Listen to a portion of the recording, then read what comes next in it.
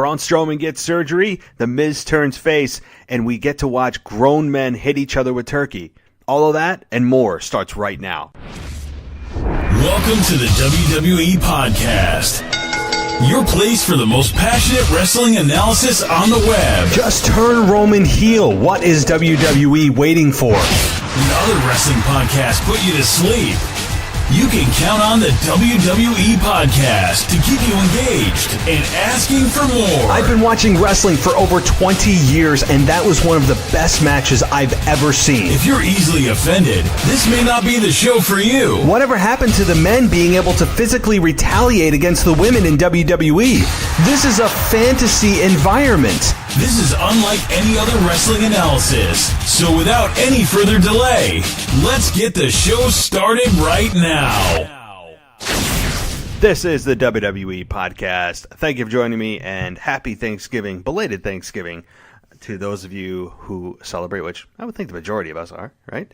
And so belated happy Thanksgiving to everybody. Happy belated Black Friday as well. I'm recording this on a Saturday, November 24th, 2018, in the evening. So hopefully you guys got some shopping done. If you're like me, though, every year you say you're not going to shop at the last minute. And what do? Yeah, that's me. I'm that guy that's scrambling the last week before Christmas. And every year I'm going to say I'm not going to do it. And every year I do it. I need to stop procrastinating on that. I don't know. You know, at 33 years old, you think get my act together at this point. And in some areas I have, but not when it comes to Christmas shopping and getting things done ahead of time with that. So maybe that'll be my New Year's resolution this year. So again, guys, thank you for joining me. And as I alluded to at the very top of the show, there's more than just 3 stories to talk about here. Yes, The Miz turned face. Yes, Braun's getting surgery. And yes, we have another turkey fight to get to, which I'm going to open the show with in just a minute. But if you haven't joined me before, and I know I have a lot of new listeners as I look at the demographics and places where this show is being listened to, so I know there are new people out there, new ears listening to the show. So I want to, first of all, welcome you who haven't heard me before, and I want to say a sincere thank you, because this is a show that is, I think, one of the more passionate wrestling shows out there. There are a zillion wrestling shows out there, but this one, I believe, my passion comes through. It doesn't feel like it's some just ranting about nonsense. I feel like I have come from a place of really watching the product for so long that I can speak about things in an intelligent way when it comes to WWE. Other topics, not so much. But when it comes to WWE, I think for the most part, I have my my stuff together. So thank you for those who've given me a try. For those of you who have been with me for years, thank you as well. So as always, you can follow me on Twitter at the WWE Podcast. But don't forget to add a underscore between each word, because somebody has the WWE Podcast on Twitter and have all about 10 followers. So it's I just wish we could somehow bump these people and we get like priority or something for usernames that actually matter and people are utilizing. But again, follow me on Spreaker, follow me on Apple Podcasts, Google Play, Spotify, anywhere you have a podcast app. This is where you will hear this show. It is everywhere, and on patreon.com. That's patreon.com/WWE Podcast. And the reason I bring that up is because you can get this show ad-free with exclusive member-only shows for just, wait for it, $1 a month. As a Black Friday sale that I have bestowed upon you, I am now doing $1 a month for the foreseeable future. I don't know how long I'll run it, but at least through, at least probably next week.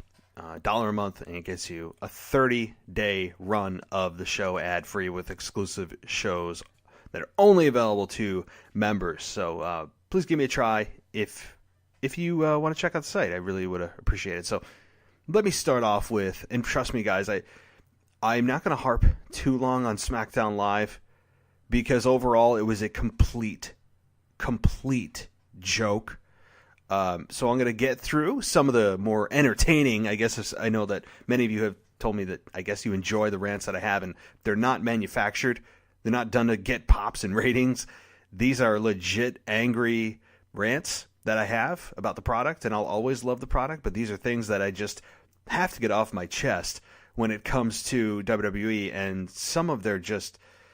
And you know what? When I say WWE, I really am pointing the finger at Vince McMahon for this one. Their attempts at humor every year when it comes to Thanksgiving, or when it even comes to 4th of July, they have to have some kind of awful holiday theme show. And Christmas isn't absolved of this either, because there's always a Christmas tree, right, or gifts on the on stage and on the ramp, or they have them somewhere, and inevitably you'll have at least 3 stars, wrestlers, in their promos reference gifts as really beatings to their opponent. It's just without fail every year. It's usually terrible, or they'll throw those gifts at each other, and really they're just empty, UPS boxes. So, but back to Thanksgiving, and this is the biggest offender. 4th of July has had some terrible, terrible picnic fights, some picnic food fights. Like, they're in a middle school cafeteria. This was, it's up there too. This past Tuesday night on SmackDown Live with The New Day versus The Bar, and you have Big Show out there, which, what the hell is Big Show doing out there?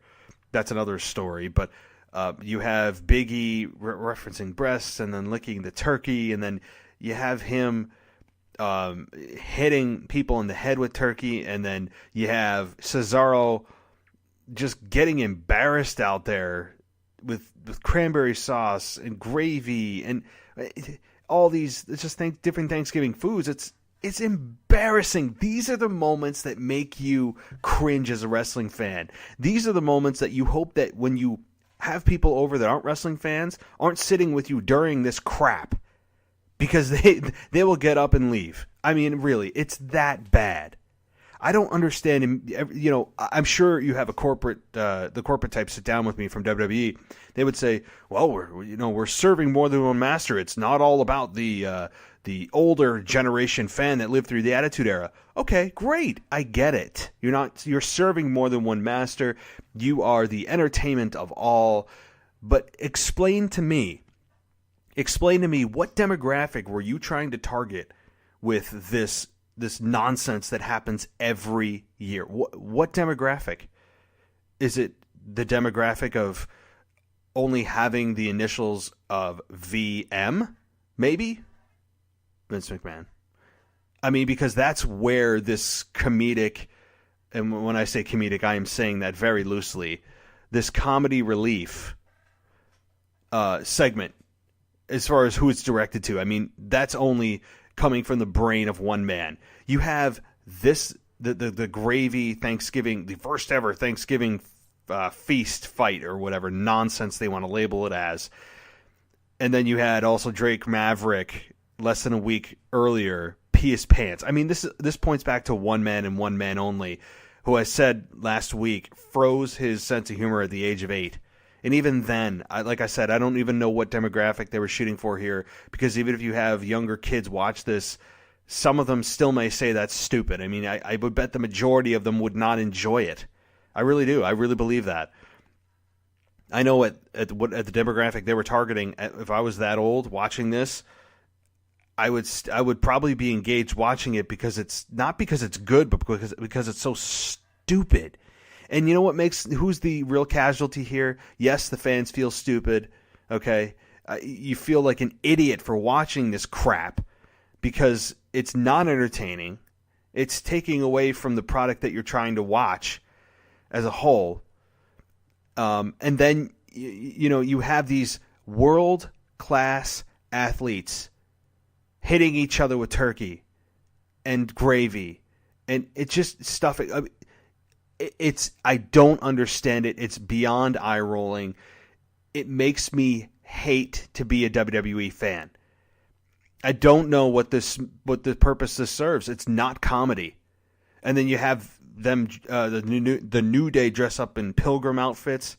Don't even get to the racial implications of that. I I'm not following. I don't understand. They just said, well, I don't know. I mean, hey guys, listen. We have to have a Thanksgiving match every year. We have to have some kind of nonsense, some kind of food fight every year, guys. So, let's put the New Day in there, and let's just make everybody look like fools. You guys trained to be here all your lives, and you stay in phenomenal shape and sacrifice your time away from your families and friends. 300 days a year. But guess what? Tonight, you guys are going to dress up as pilgrims. You're going to slap each other around with food, and everyone's going to get a good belly laugh. And meaning, when I say belly laugh, one man in the back with a headset on. That's who it's directed to, and it's awful. I don't know how anybody doesn't come to Vince McMahon and say, hey, listen, Vince, do we have to do this crap every year? Do we have to? Just because it's a holiday? Why? Why do we need to do this like I'm sitting in a middle school cafeteria? I mean, really, that's what it feels like. I feel like a fool for watching this. It makes me feel stupid. All right, that's enough of that. You guys, I think, get the gist of how I feel about the turkey feast food fight nonsense. And if you want to hear an even better rant than this, go to Taz's show. And this is a free plug for the guy because I like his show. I think he's an intelligent guy. It's a explicit show, so those of you that have family-friendly audiences, you may want to mute it, wait till the kids are gone or whatnot. But if you go to the Taz show on really anywhere, I think it's available, he has an awesome rant on this SmackDown Live episode. It was terrible. So let's move on to, though. I do have good things to say, and I'm going to get back to SmackDown Live, which it was a train wreck in and of itself. But let me just kind of slide in a little bit of positivity here because this show needs it right now. I enjoy right now, and I think WWE should be commended. See, I can also praise them for the success of the Dean Ambrose heel turn. He's not getting the cool, you're awesome as a heel, so we like you. You're doing such a good job making us hate you, but you're so entertaining that we're going to cheer you. No. Dean needs to be commended. WWE's staff and production, everybody needs to be commended right now for the success so far. And it's only a couple weeks in of the Dean Ambrose heel turn. He's not getting cheered. He's not getting that cool factor heel turn cheer that WWE has been known for. It is just what the reaction that you're getting from the Dean Ambrose turn. And I love it. You have, basically on Monday night, the whole theme for Monday Night Raw was Seth trying to track down Dean and finally gets him. I mean, we've seen this storyline 100 times if you look back over the years. But I thought it was enough to keep me engaged. It wasn't one that I'm going to write home about, but it was, I think, well done, solid, as far as the weaving it through the entire show and keeping a main storyline going and keeping you engaged. When's he going to find him? He's going to finally find him. He's going to finally find him. And you know that he's going to eventually find him at the end of the show. I mean, they're not going to give it away at 10 o'clock. They're going to wait till 11, and that's fine. And so he finally gets Dean out there, and Seth and Dean brawl, and Seth gets the upper hand, and what does Dean do? He Shinsuke Nakamura's it, and low blows Seth Rollins. And I thought that's a heel move. I liked it. And then gives him dirty deeds. I thought it was good. Earlier in the night, you had Ambrose telling the camera that Roman got what he deserved. I like that. I know people, and I don't understand this. And there's a podcast out there that it's well respected. I like the podcast, and I think that it's one of the longest running, and you could probably figure out which one it is, or may not be. I don't want to give them free advertising, but that podcast and others have been talking about how this has gone too far. They're exploiting Roman's cancer. Oh my God, this is a real life scenario. They don't need to do this. This is insensitive. Even if they got Roman's approval. Well, what about that? That's great. You got Roman's approval, but what does it make the audience feel like when they're pulling in a real life scenario, real life disease that almost everybody can relate to and have been affected in some way? couple things I would say to that. Number one, this society is just so hypersensitive. So hypersensitive.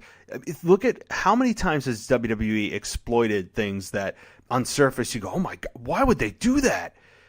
But yet it worked, I think. They exploited a couple. Number one, Punk and his.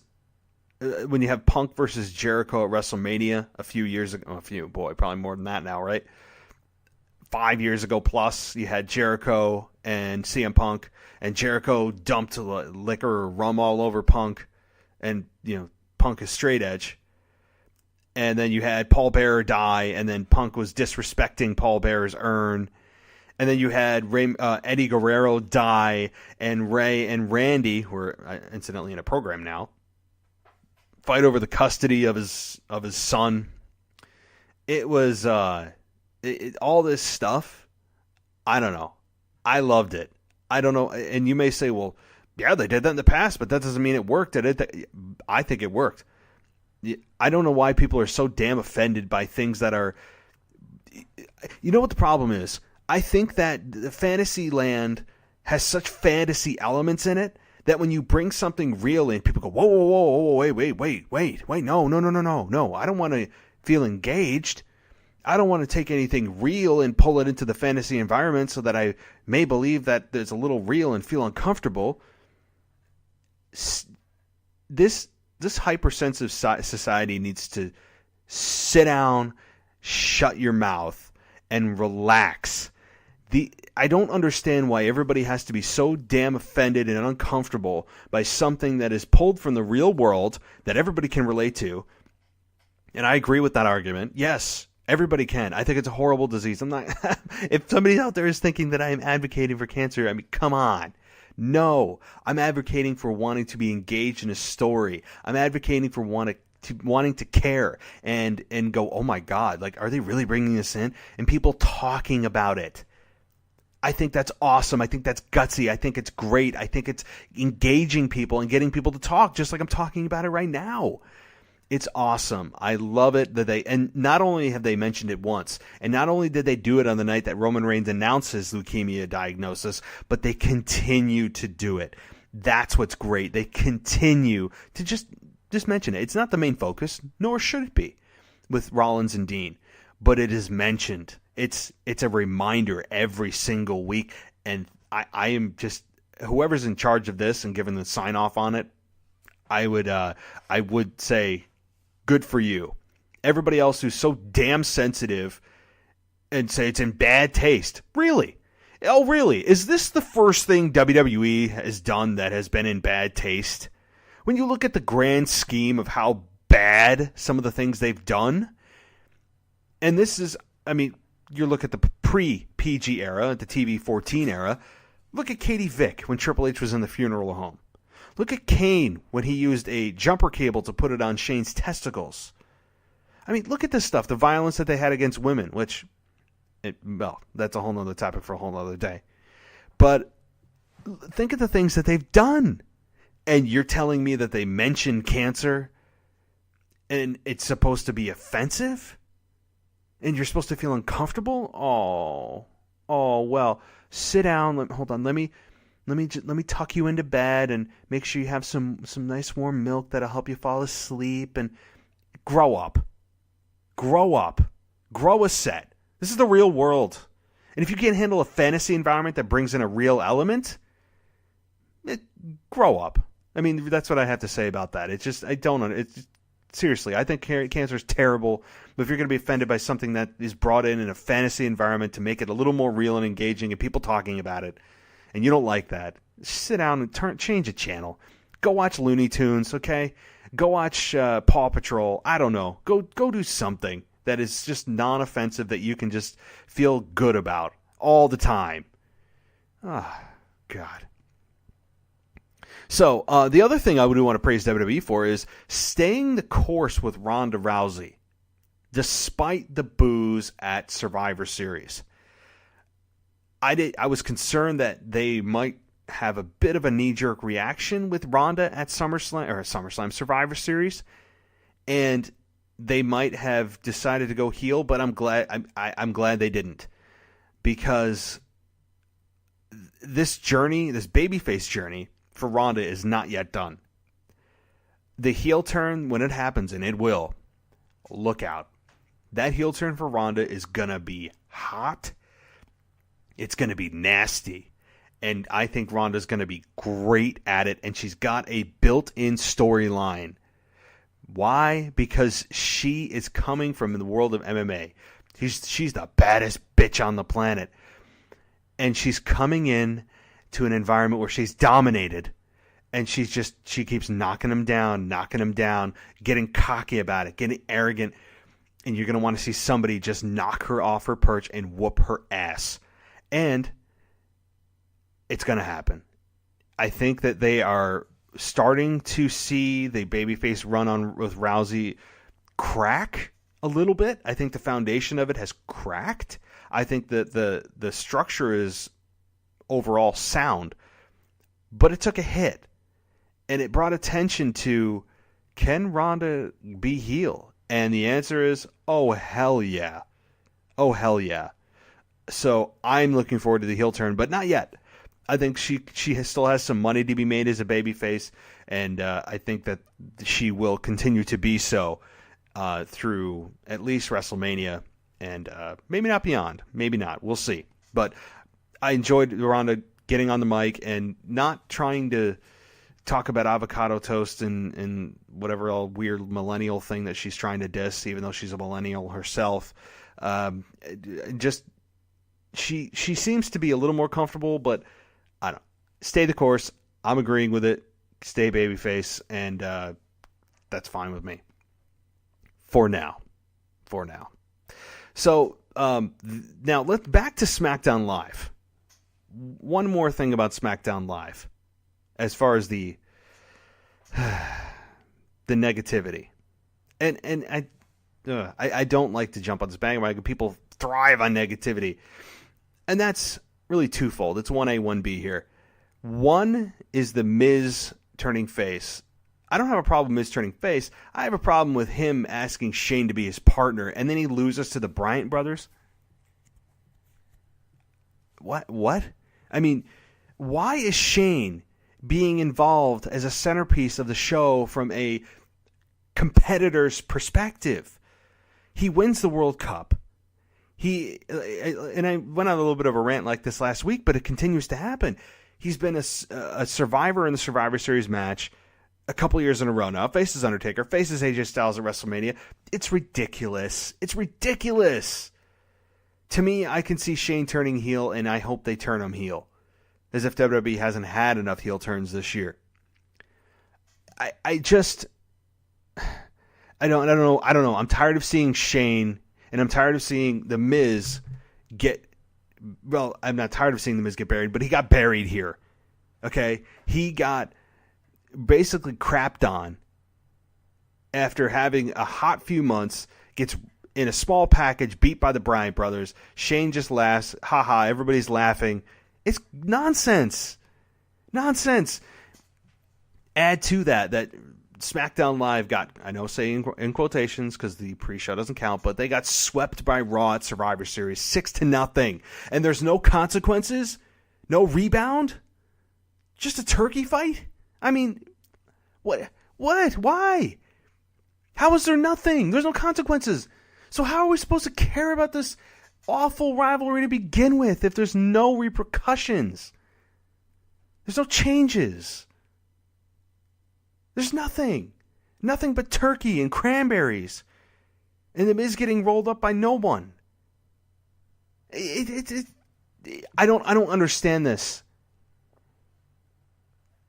It's maddening. It's maddening. So, one more thing about it, and I did say one more thing, but as I keep looking at my notes, I keep seeing things that I've written very aggressively, if you could see my handwriting. Charlotte. Boy, she did not have the best opening segment of the night. And so what I don't understand is she face? Is she heel? Is she a tweener? Am I not supposed to care? It's just a star. There's just a reaction, and I'm just drinking the corporate Kool-Aid crap. I don't know. I don't know where they're going with Charlotte. I don't think they know. Maybe that's why we didn't get a clear direction. And why I say that we don't know is because she was saying that she did it for Becky. But she was a sore loser. And I don't know where they're going with this, because if they're trying to recreate what happened with Becky at SummerSlam with Charlotte, I think they're going to be sadly mistaken. You can't do that twice. You can't manufacture an organic turn by the fans. That's an oxymoron. It can't be organic if it's manufactured, right? So don't do it. If the fans are going to see through it. It's nonsense. I think Charlotte's a badass, but to me, her best, most comfortable persona is when she came in originally as a heel. And her heel persona, being the queen, being arrogant, basically thinking she's above everybody else, that's what I like. When she was disparaging her father and disowning her dad, like, I loved that. I loved it. And then she just magically turned babyface, and we're all supposed to love her. She never felt quite comfortable. She hasn't found her voice on the mic yet. She just feels so robotic. She doesn't have great delivery yet. She's not terrible on the mic. She just hasn't found her flow. I don't know if it's because maybe she's not working with the writers closely enough, or maybe she just doesn't know what she should say. She's still a work in progress on the mic, and that's clear. And look, she is one of the best athletes in the ring. That's not the problem. The problem is her personality. Like, what exactly are you, Charlotte? I don't know. I don't know what to do with you, because we all love Becky, and Becky hopefully comes back sooner than later. She's saying she's doing it on behalf of Becky, and they also put in the Iconics, Peyton Royce and Billie Kay, and she taps one, and the other one gets counted out, or she gets disqualified. So that's good they didn't bury them completely. But I don't know. I mean, you also have Ronda, who has a good case of wanting to hunt down and find Charlotte, which when she said that she's going to somehow find Charlotte, I tweeted this out. Well, look, I don't think the SmackDown Live schedule is top secret, and the security in their building, any WWE event, isn't exactly top notch if you can have, 7 female superstars invade Raw the previous couple of weeks. And you have, obviously, Enzo Amore show his face, and oh god, that is just a mess. I feel bad for the guy on that. I don't know what he's doing. I don't know. I don't know if it's desperation. And if anybody saw the picture of Big Cass, by the way, on some independent show, looks like he gained a good 30, 40 pounds. I don't know if you couldn't say it's a camera angle either. Not good for these guys. But look, back to the task at hand here is Charlotte, and I don't understand where they're going. And as I said, maybe I don't think they do either. And I think that was clear that they don't know. They don't know. So maybe they're just trying to see if Becky's going to be ready in time to come back. Because let me tell you this. You can't have 2 women with the same type of turn and personality on the show. It's going to water down Becky. I think it will. And, Becky's the original, and Becky was the organic turn by the fans, going against the grain. And WWE said, "Oh yeah, well, yeah, let's go with this," and have it trying to do the same exact thing with Charlotte. Not going to happen, because people went on the journey with Becky. People were there every step and every up and down, and misbooking and mistreatment of her storylines, and just her natural charisma. You have Charlotte, who kind of came in and shot to the top relatively quickly, and has been women's champion several times, and afforded the opportunities way more than Becky. So to have this story be told by Charlotte in mirroring the Becky turn, I think is going to blow up in their face, and she may end up getting booed. I don't know. It's going to be very interesting to see how this all plays out. It's craziness. So one other good thing though on SmackDown, I'll end with a good thing from SmackDown, is Daniel Bryan and his promo. I think it was good. Not just good, very good. Legendary? No, but very good. This man knows how to cut a promo. I'm sure he's excited to finally turn heel. He said the old Daniel Bryan is dead. He talked in the third person. I I mean, think about anybody that does that. How annoying is it when someone speaks in the third person? I mean, you could point to The Rock, but The Rock did it in a charming, legitimately funny way. The Rock is different. When Daniel Bryan speaks about Daniel Bryan, it's annoying. It's annoying, like you're too cool to say me or I, and that the old Daniel Bryan's dead and the new Daniel Bryan is here, and it's great. So if he continues to talk in the third person, I think that could get over as far as heat. Not in a cool way, but heat. So I like it. He also, said the yes movement is dead. Very cool. Like that too. And just his new body language. His body language is the words are great. His delivery is great. But the body language is on another level that I haven't seen from him since his return, and I love it. I love it. I hope Daniel Bryan holds that belt for the foreseeable future. I have a feeling that WWE probably won't keep him with that belt past WrestleMania, but you never know. I think if this heel turn really catches on, this could stick, and we'll see. But with AJ Styles and contract negotiations with the WWE, maybe that's why they put the belt on Bryan as a fail-safe in case the negotiations fell through or they couldn't come to an agreement, whatever. But I enjoy the heel Daniel Bryan right now. I really am. And if I went to a live event, I don't know if I'd cheer him because he's a cool heel. I think I'd actually boo him. It's a very unlikable version of Daniel Bryan that we're getting to see, and I'm going to enjoy every second. I really am in a love to hate you kind of way. The last item that I want to bring up here is the Braun Strowman elbow injury after Baron Corbin hit him with the stairs on the elbow. Braun Strowman just needed elbow surgery. He's got some bone spurs. They clear it up, and they're hoping that he can be back in time for TLC to face Braun Strowman or to face Baron Corbin, and then move on to the Royal Rumble to face Brock Lesnar for the WWE Universal Championship. So if that's the case, I think they gave themselves a couple outs here, which is why they baby-stepped Braun Strowman to get to Brock by, well, if you beat Baron Corbin, you can get to Brock. Meaning if his elbow is not good to go, they could have him work a safe match and have him lose to Baron Corbin, thereby not having to worry about, advertising a match that he can't perform in. So makes sense. Smart by WWE to make safe booking when it comes to Braun's elbow. And so it's an interesting time to be a wrestling fan. It really is. There's so many things you could talk about. It's crazy. And that's why I encourage you guys to, if you want, start your own podcast. I really would. I think it's a great outlet for anybody who is interested in something like this to talk with other people and get their perspective. Everybody's got a unique perspective, unique story, how they started and what they love, what they hate, all of it. But you know what? At the end of the day, whether we bitch about it, love it, or somewhere in between, at the end of the day, we will all still be fans. And we'll all still give our $9.99 a month to the WWE Network, and that's just the way it is. And it's kind of like once it's in your blood, it's in your blood. No matter how embarrassing or terrible things can get, a la the Thanksgiving feast fight. So, guys, I want to thank you for joining me. Again, you can catch me every week, multiple times a week, and of course on Patreon, ad-free WWE, patreon.com/WWE podcast, and on Twitter at the WWE podcast, and on Spreaker, Stitcher, Apple Podcasts, everywhere that there are podcasts available. So, guys, again, thank you for joining me. It's always a pleasure, and yes, I will talk to you next time.